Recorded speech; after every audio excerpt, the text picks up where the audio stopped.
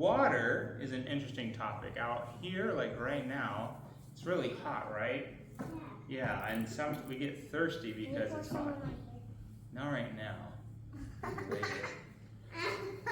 But we also have concerns that we're going to maybe even run out of water before it rains, and we have to conserve water. But this morning we're talking about heaven, and in heaven, it's very similar to the woman at the well, in that in heaven there is what's called a stream of living water, and that's what Jesus told the woman at the well. He told the woman at the well, he says, I'm offering you living water. And so I don't have enough water for both of you to try. Micah, do you want to try some, or Bash, do you want to try some of this water? Okay, Micah, you want to try some of it? So living water is not just normal water. Why does it taste like that? Does it taste good? Yeah. So living... It's electrolyte. But it's not actually water, it's the soda. You caught me. I just wanted it to taste special. Because living water is what we need spiritually and what we've been missing spiritually. That's the part of our heart that's been left empty. The other thing I brought to illustrate heaven, and I have this, you can have that one, and Micah, you can have that one. And one of you guys can take one of these to Alyssa over there. But Micah, can I borrow your pack? I have a mom named Melissa. You have a mom named Melissa? I have two dads and two moms. All right. And one of them's named Melissa. And I'm adopted. All right. Is there only two in there? There are only two in there. Anyway, I'll just illustrate it. So I got some Oreos, off-brand Oreos, because the Bible sometimes is like an Oreo. In the beginning of the Bible, there's a garden. And in the garden, there's the tree of life. And there's a river of life. That's the biggest Bible I ever seen. I know, it's pretty big.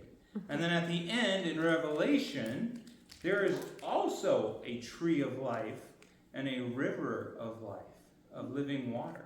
So it's kind of like an Oreo cookie. But we're stuck in the middle of the Oreo right now. And I know the middle of Oreos are pretty tasty, but the middle is hard sometimes to go through. And so in heaven, we have something to look forward to where we're going to be with God again. And we're also going to be with all the people that we had to say goodbye to. Have you guys had anyone that's passed away and you had to say goodbye to them? Gideon? Yeah. Well, the firework man. Well, he's still alive, luckily. But I Micah, thought his hand blew off. I think he broke his jaw. That's what I heard. But Micah didn't get to meet his grandma and grandpa on mommy's side, and he's going to get to meet his grandma and grandpa on mommy's side in heaven. And that's going to be the other side of it that he gets to look forward to. All right, good job, guys. I will let you go back to the playroom. Share those extra cookies with Alyssa over there so she doesn't starve. Pay all our help and cookies. This Sunday we finished the story, and oftentimes we think of heaven as the end, but it's actually a new beginning that starts for us, that we get to look forward to. The final page of God's story is not just a roadmap, but a blueprint for the mission of the church as well. Heaven is what we are striving for, but within the book of Revelation, there's also warnings and praises for the 7 churches that are currently going on in that area, and remind us of who we need to be while we wait there in the middle. We don't just wait for the end. We live out, though, hopefully, this new beginning that we are looking forward to. That we become so heavenly minded that we have an excitement about us about what is to come. Now, if you grew up in the church, I did, and you hit the book of Revelation, there's a lot of stuff that floats around the book of Revelation. We often sort of lean towards what's called existentialism, which is the belief and study of how things may happen at the end. There's sometimes a lot of panic and doom, and even fear-mongering, or there's people that are trying to crack Revelation like it's a secret code. I know that when I was growing up, there was a camp on the coast here in Oregon that was for lots of missionaries to come and present their work. And my dad and us would go there, and they didn't know what to do with us kids sometimes. So they threw us in this room and they showed us these Christian movies that were like made in the 70s. And there was one that was about the end times. And it was not pleasant, and it was not age appropriate whatsoever. There was a little boy that ended up dying for his faith. You know, it wasn't like gory or anything, but you definitely got the gist.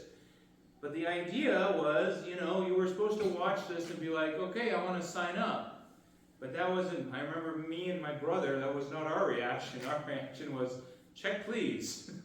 Because every Christian movie they showed us, it seemed like someone became a Christian and they just immediately died or something horrible would happen to them. Like, well, then we should kind of wait till the end, right? And I think sometimes that's what happens to the book of Revelation. In the 90s, they came out with the Left Behind series and all this stuff that came out. And at my old church in Mackenzie Bridge, there was an older church member that from the beginning I started preaching there. He would repeatedly ask me, when are you going to preach about Revelation? And often my answer was, I'm not. Probably not going to anytime soon.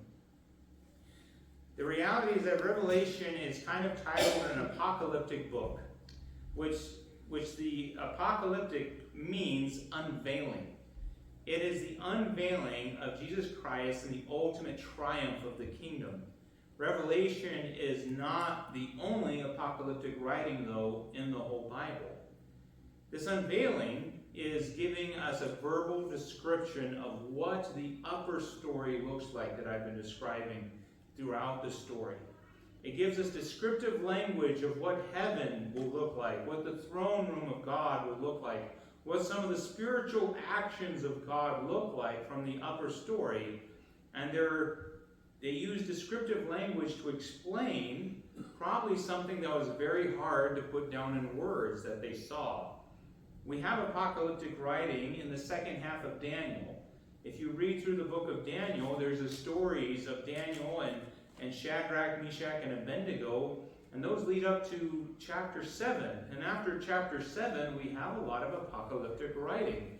In chapter 7, verse 3 through 7, it says, "For 4 great beasts came up out of the sea, different one from one another. The first was like a lion, and had an eagle's wings. The second, a beast like a bear. A third, like a leopard.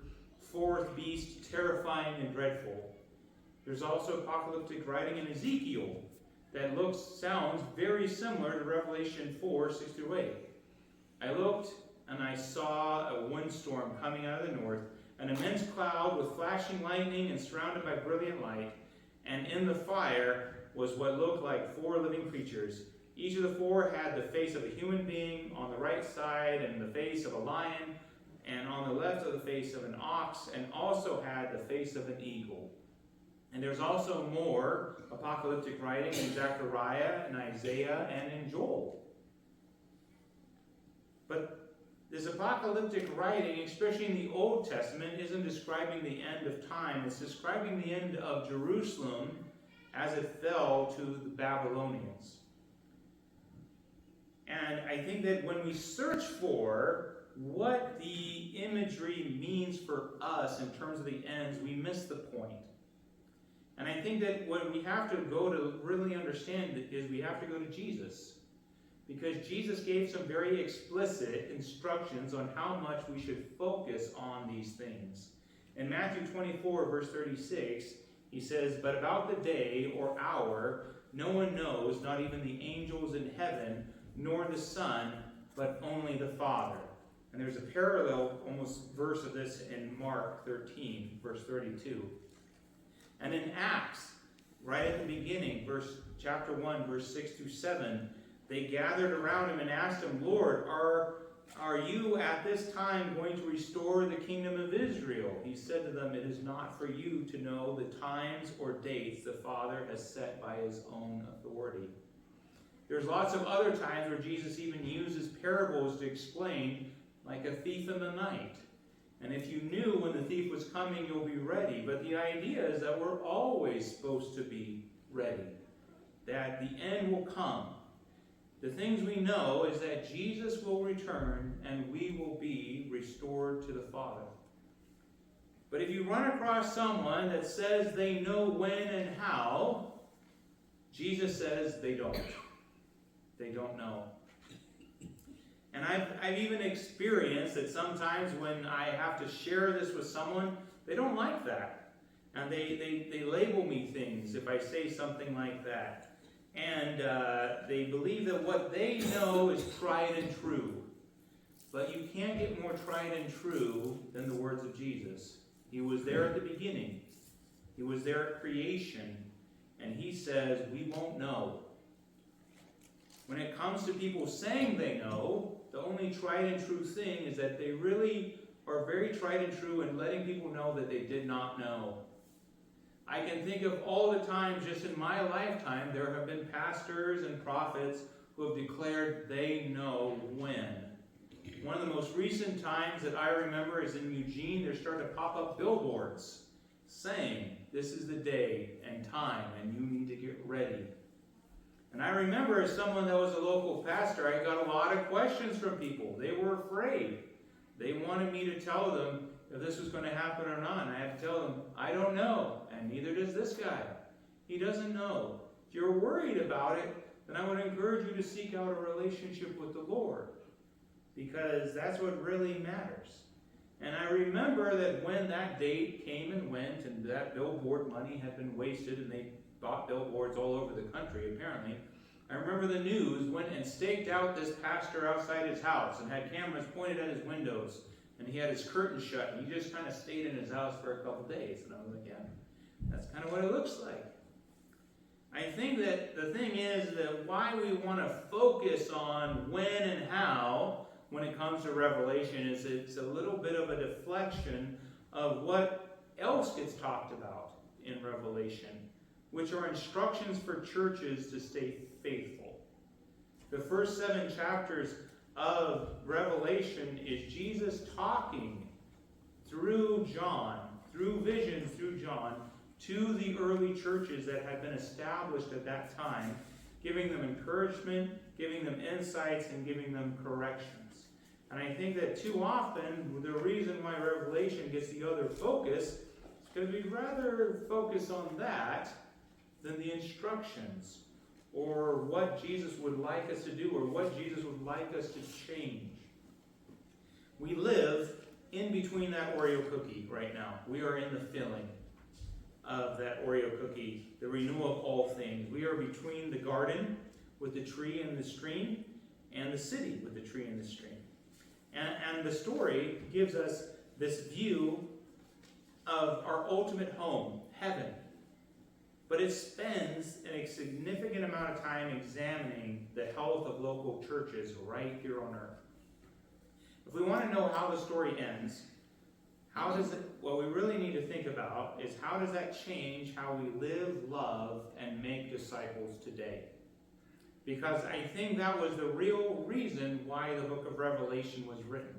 Why John, who had been at Jesus' side throughout his ministry, were given these visions is so that the church could be encouraged, edified, and also told how they needed to live, love, and make disciples as they continued on.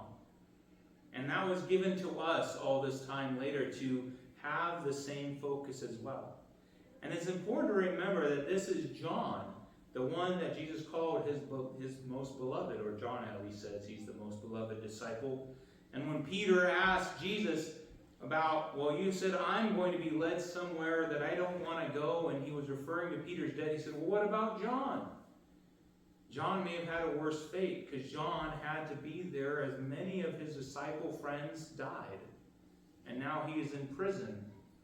But he still is seeking out to encourage the church through this book, through this letter, to let them know that even though things are bleak for him, there is heaven. Before John is shown the glories of the new creation, Jesus addresses 7 literal historical churches. These function as archetypes for every church throughout history. Jesus offers both validation for their strengths and as well as urgent corrections for their drifts. He doesn't judge these churches based on their attendance or budget or their programming. He judges them on their devotion, their purity, and their love. There is what he calls the loveless church, or what I'm calling the loveless church of Ephesus. Jesus praises them for their hard work, their patience, endurance, and sound doctrine. However, his warning is sharp. He says, you have forsaken your first love.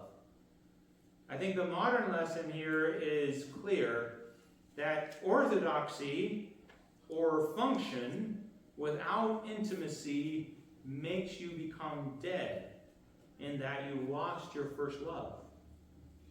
We must love people and God and not just what we believe. We can have lots of theology and a lot of things that we know, but if we have lost the fact that Jesus has said, have a relationship with me and have a relationship with your neighbor first, we lose that first love. And then Smyrna, we have the suffering church. This church experiences intense affliction and poverty, yet Jesus declares they are spiritually rich. He gives them no warnings or corrections, only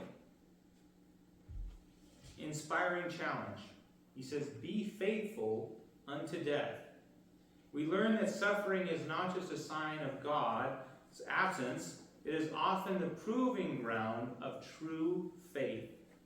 As I was in Springfield, I got to know, and I to this day wonder why God got me involved in this church, but I got involved with a church kind of on the side that's called, why is this leaving my brain right now? Jubilee? Jubilee? Not Jubilee. This last season, the one that Maverick came from.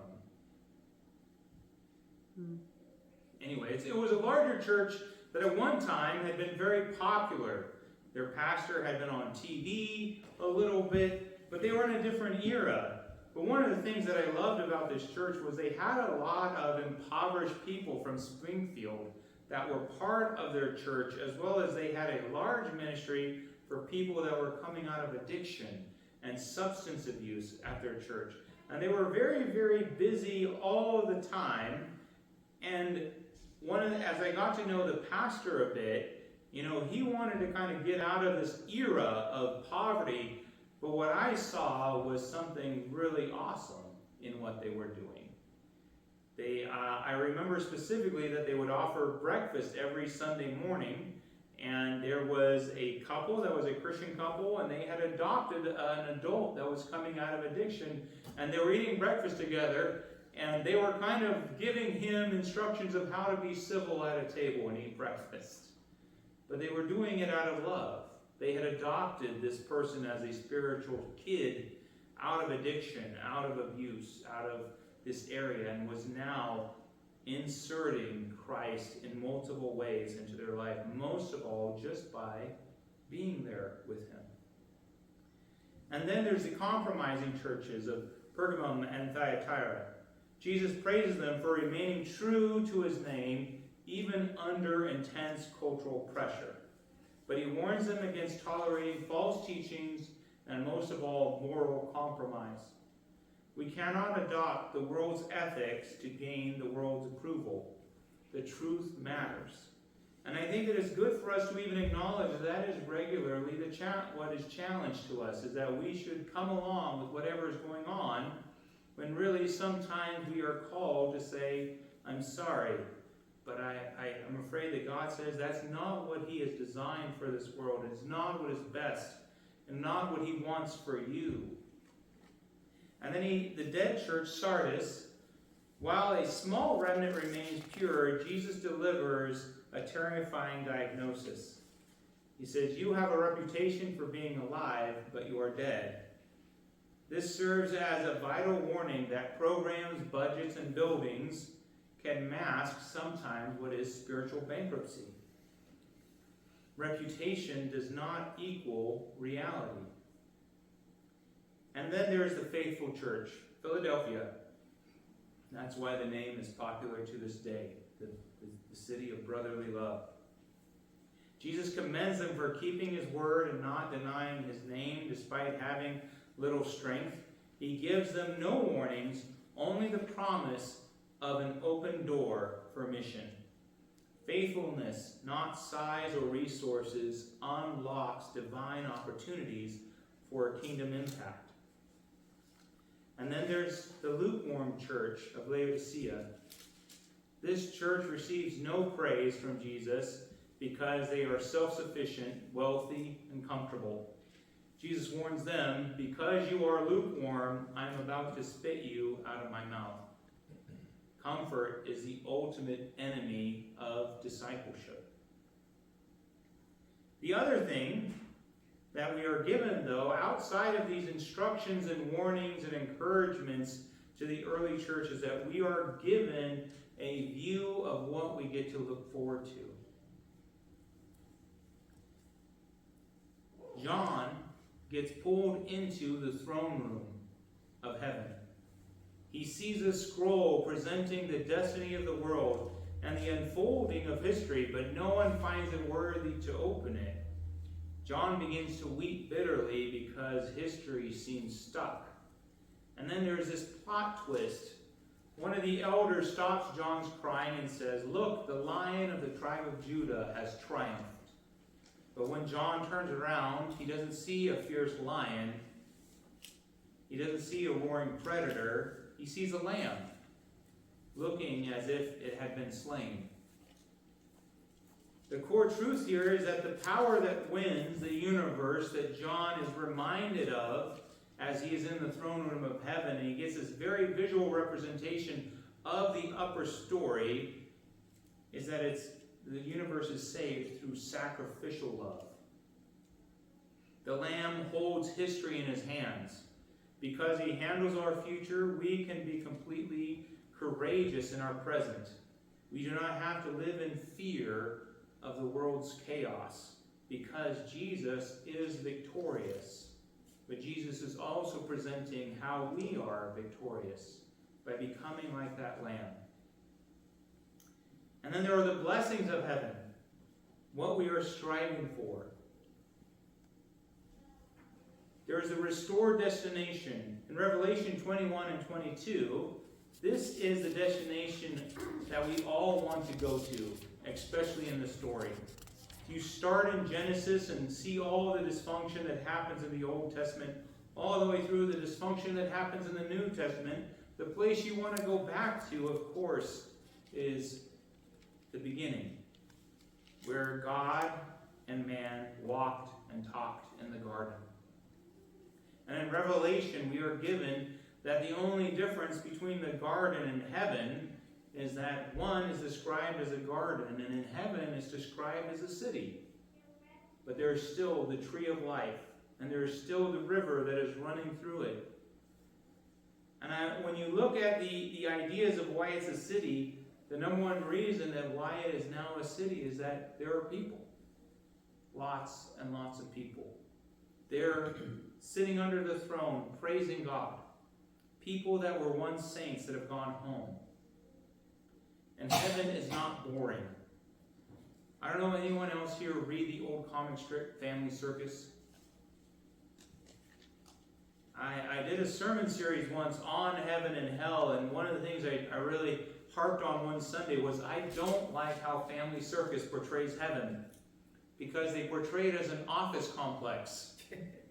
Everyone has wings and a halo, but they also have filing cabinets and typewriters, and the imagery is them filing away prayers for God. And I was thinking, what a horrible way to portray heaven. And they would often come up in the Family Circus of, where's Grandpa? Grandpa's in heaven, filing away prayers for God. I was thinking, this is not good. This is not a good way of portraying this. We won't be in a disembodied cloud, floating around playing harps. Revelation describes it as a new heaven, a new earth, the ultimate restoration of everything sin broke in the beginning. I think of it sometimes as me and Katie were moving to the farm. I had big, lofty ideas of what I could get that farm to look like, right? And now I'm on year 2 of what I thought I'd get done in 2 months. Because everything that could go wrong goes wrong. And even ideas of things I couldn't understand could go wrong has gone wrong. But in heaven, in this new heaven and this new earth, we'll have the way things are supposed to be without all the stuff that's broken, that gets in the way. No more brokenness. God makes a stunning promise to those who endure. In Revelation 21:4, he says, he will wipe away every tear from their eyes. There will be no more death or mourning or crying or pain, for the older things have passed away. This is why I like doing memorial services more than weddings often, because when someone is going through the grief and loss of losing someone, and it makes no sense that that person that they've known their entire life could ever be held by that body, you're able to offer them the truth that no, that's not how it's supposed to be. That's not what God intended for that loved one of yours. That God has them in his hands, and that he wants to reunite all of us where all of this fear and pain and crying could finally not exist anymore. And the biggest thing that we have to look forward to in heaven is the perfect presence of God. The Garden of Eden from Genesis is restored here as a holy city, and God's presence is unfiltered. It's described almost like God is the power source of that city. There's no sun, there is only God. And everyone just basks in God's presence the entire time. If you've ever been in a really good state of worship and you had an experience with the Lord, you have a small glimpse of what God says he's offering when we get to heaven, except that feeling never ends anymore. And that's why when we have difficult questions, and even people in the Bible had difficult questions for God about the afterlife. He had questions like, if my brother dies and then I marry his wife, and then I die, and another brother marries his wife, who owns the wife in heaven? That was a question Jesus was asked one time, and Jesus basically had to say, you don't get it. You don't get it. No one will own the wife in heaven. We will all be together. And because of being in my presence, none of that will matter anymore. We will be unfiltered in his presence. Shame will be gone, like shame was not present in the garden.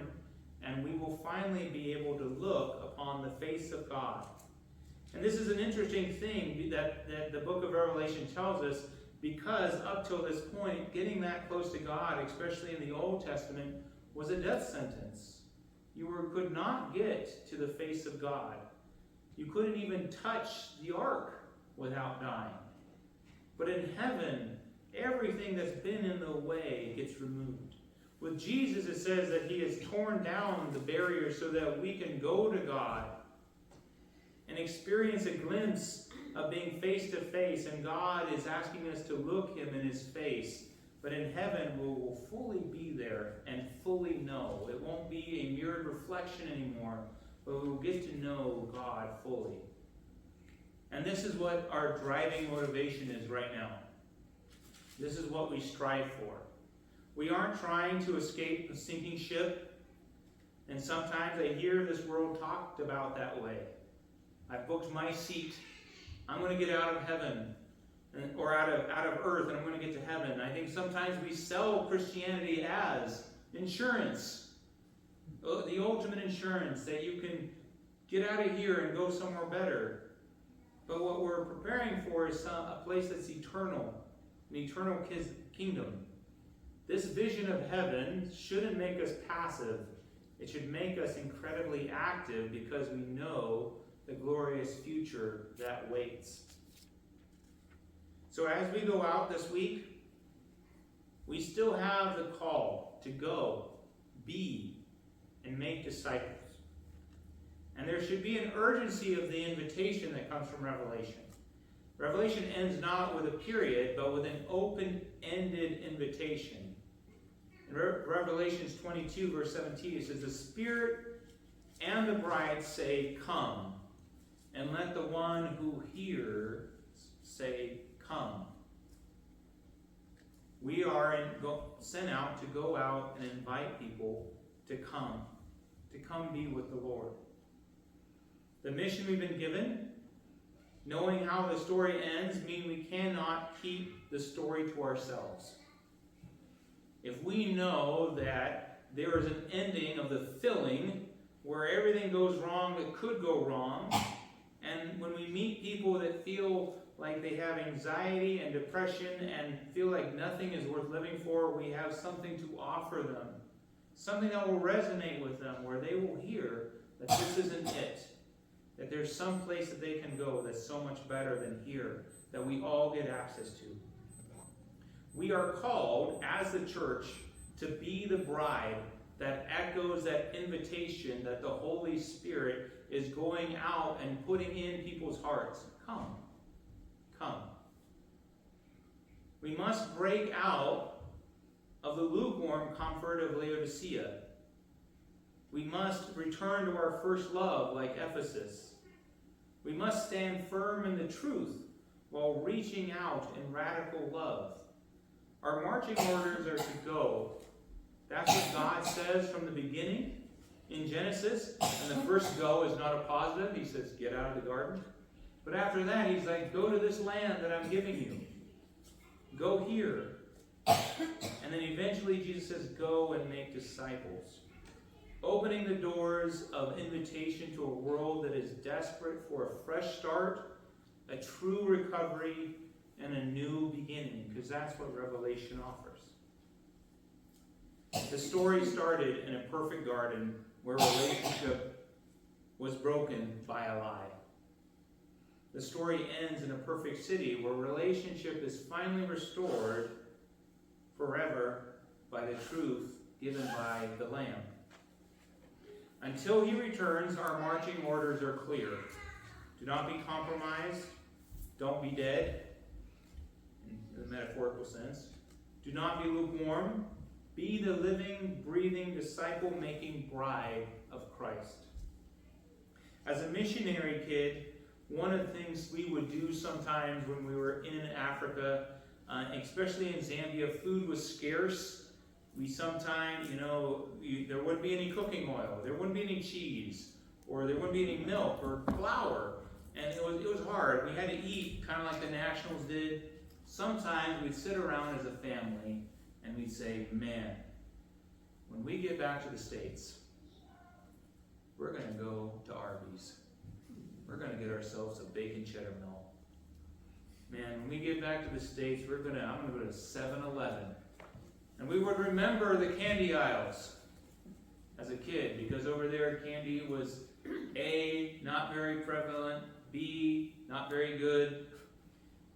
And we would have to sometimes hold on to the fact that that wasn't everything. We knew that there was something better. And that we would be somewhere eventually reunited with our aunts and uncles and my grandparents. Because up to that point, all we had received were cassette tapes where my grandmother had recorded herself reading books to us, or letters that were handwritten. But we missed our grandma and grandpa. We missed them spoiling us. We remembered the smell of the logging mill in Springfield as we got close, because we called it Grandpa's Mill, and we knew we were about to be spoiled as grandkids by our grandma. In the same way, we should look towards heaven that way.